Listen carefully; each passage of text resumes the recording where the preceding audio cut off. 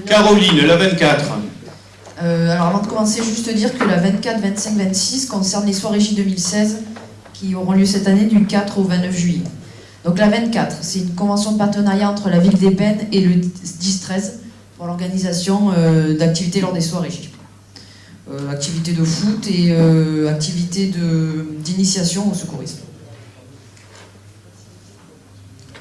Alors, question, remarque. La 24, je mets aux voix qui est pour, qui est contre, qui s'abstient, adopté. La 25. La 25, c'est aussi une convention de partenariat avec l'association AC2N pour l'organisation des soirées J puisqu'ils nous prêtent leur minibus pour le mois complet. Question, remarque, je mets aux voix qui est pour, qui est contre, qui s'abstient, adopté. La 26. La 26, c'est une convention de partenariat avec l'association Club des Dauphins. Ils s'engagent à organiser 2 soirées piscine pendant les soirées J. Question, remarque, je mets aux voix qui est pour, qui est contre, qui s'abstient, adopté. La 27. Alors la 27, c'est une attribution de subvention à l'association École des parents pour un montant de 7 150 €. Question, remarque, M. Amaro. On s'était permis de soulever un sujet lors de la commission sur ce point-là, et il s'agit vraiment de politique jeunesse, qui est valable pour les Pennes Mirabeau, mais aussi pour d'autres communes. On s'inquiète un petit peu de voir nos responsables politiques, d'une part, mais aussi les responsables en lien avec le corps scolaire, les proviseurs, les superviseurs, les professeurs et autres, sur un point. Aujourd'hui, on apporte beaucoup d'éducation, d'information aux enfants, dès le primaire, sur des sujets divers et variés, pour faire le pari sur l'avenir, sur une certaine politique, comme par exemple le recyclage, l'auto-école, le permis de conduire et ces choses-là. Il y a un sujet qui devient de plus en plus inquiétant et qui n'est pas pris à bras-le-corps, on en a parlé plusieurs fois, c'est les réseaux sociaux. Aujourd'hui, le fléau dans les collèges, ce sont les réseaux sociaux. Avant, les problèmes se passaient à l'intérieur du collège. Aujourd'hui, les problèmes se passent en dehors du collège et les proviseurs des collèges sont malheureusement dépassés par ces problématiques-là. Le deuxième point, c'est qu'à l'époque, quand les problèmes se passaient entre enfants, ils se passaient à l'intérieur du collège. Aujourd'hui, ils se passent en plus de l'intérieur du collège, H24, 7 jours sur 7 par les réseaux sociaux. C'est-à-dire que les mots ne sont pas pires qu'avant, les insultes ne sont pas pires qu'avant, mais elles sont continues envers les hommes. Ça va exactement, tu as entièrement raison, plus vite, mais surtout tout le temps. Et ce qui est très inquiétant, c'est qu'aujourd'hui, personne n'apporte de la pédagogie dès les écoles primaires sur comment aujourd'hui utiliser les réseaux sociaux. Alors je te vois dire non, il y a un petit peu de pédagogie, mais quand c'est présenté sur 2-3 slides, alors voilà aujourd'hui les réseaux sociaux, le risque, c'est pas comme ça que l'on doit procéder. Donc je pense qu'on a tout intérêt, aussi bien pour les Pennes Mirabeau que pour les villes avoisinantes, à porter des sujets. Alors je sais qu'on en avait parlé et que ce que vous m'aviez un peu répondu, c'est qu'on manque aussi d'investissement de l'encadrement du collège et que par le millefeuille, collège, école, c'est très compliqué d'intervenir, mais à un moment donné, il faut qu'on pousse le sujet, parce que c'est très inquiétant aujourd'hui. Si on ne le fait pas maintenant, si on fait quelque chose dans 3 ans, les choses auront déjà évolué. Donc à un moment donné, il faut qu'on se réveille sur ce sujet-là. On a su le faire sur le code de la route, on a su le faire sur l'environnement. Aujourd'hui, on le voit, les enfants, dès le primaire, sont porteurs de sujets sur les réseaux sociaux. Il faut vraiment qu'on soit proactif sur ce sujet-là. Alors, sur ces sujets-là, l'éducation nationale, qui n'est pas réputée pour aller très vite, commence à s'emparer du sujet. Dans les programmes, il y a des thèmes abordés sur les dangers des réseaux sociaux. Ça fait partie du plan numérique qu'ils veulent mettre en place. Donc c'est dans les programmes. C'est vrai qu'on commence à l'aborder dans les écoles. Collège. Non, dès le primaire. C'est dans les programmes du primaire. Explicitement, c'est marqué qu'il faut, pas initier, mais il faut éduquer les enfants aux outils informatiques et aux outils numériques, et notamment les réseaux sociaux. Et les alerter des dangers que ça peut avoir, d'autant qu'à cet âge-là, ils ne se rendent pas bien compte de la portée que ça peut avoir.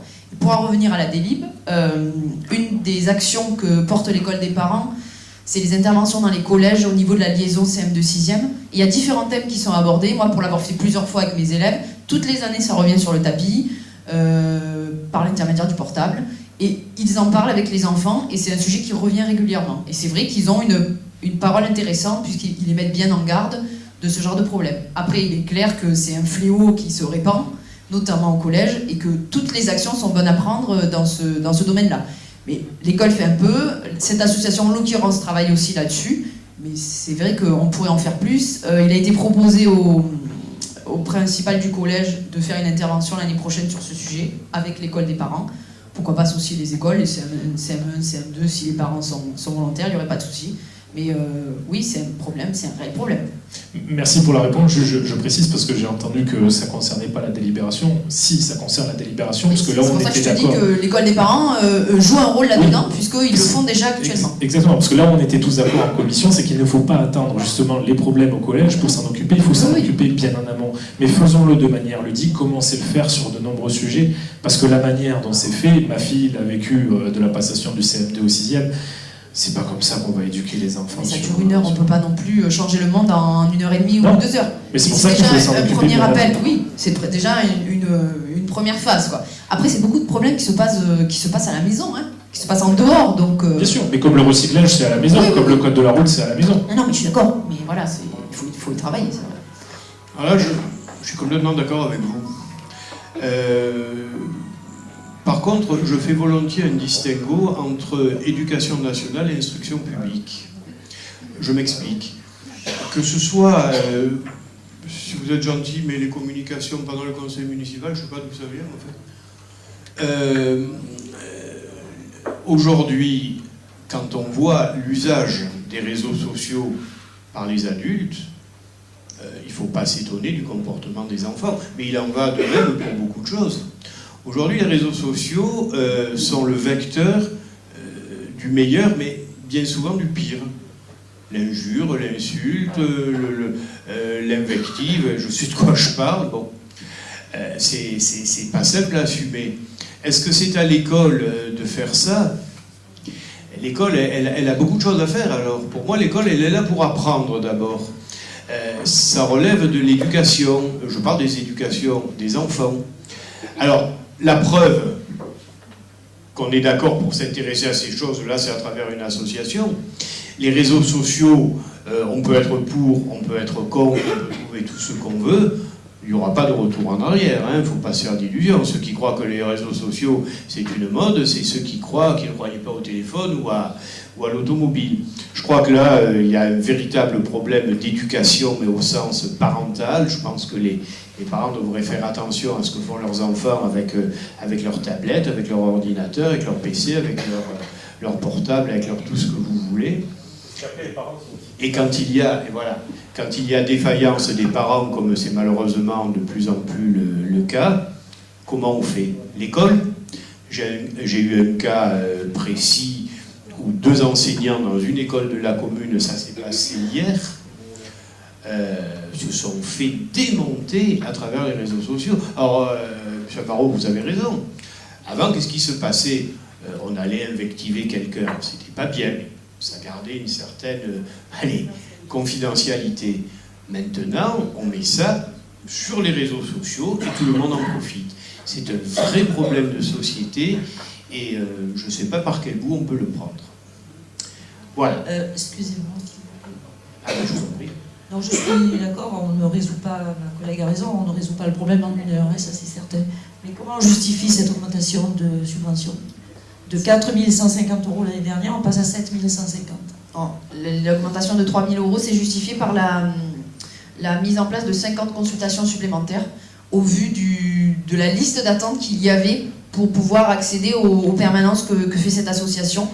Le collège est beaucoup porteur et beaucoup demandeur, puisque c'est lui qui oriente beaucoup ses enseignants. Ben, voilà, je ne peux rien vous dire d'autre, ça a été une grosse demande et... donc voilà, c'est un budget qui avait été pris sur... c'est pas un budget qui a augmenté puisque c'est l'argent qui avait été pris ailleurs. Donc on a préféré les affecter là puisque c'est une grosse demande pour les paiements. C'est un choix, hein, où on ne répond pas à cette demande, et on peut très bien, on est dans le facultatif, là, hein, je veux dire, on apporte notre pierre à l'édifice de questions éducatives, on n'est pas du tout obligé de le faire. Peut-être qu'un jour on ne le fera plus si les questions budgétaires deviennent telles, puisqu'on parle souvent de faire des économies. Alors on va rentrer dans un moment dans le compte administratif, mais il n'en demeure pas moins que les troubles éducatifs, les troubles du comportement, pour ne pas dire parfois, hélas, les troubles psychiatriques, deviennent de plus en plus des questions d'actualité liées à certaines pratiques. Je ne suis pas en train de dire que les réseaux sociaux rendent fous, mais ils peuvent contribuer en tout cas à provoquer, je vous l'assure, certains troubles caractériels et du comportement. Et au niveau de l'éducation nationale, je suppose que les enseignants ont droit, vu le phénomène, à plus de formation. Non? Non. Non? Pas se leurrer là. Pas du tout. C'est pour ça que j'ai parlé de pierre à l'édifice. Bien, allez, je mets aux voix qui est pour, qui est contre, qui s'abstient, 3 abstentions.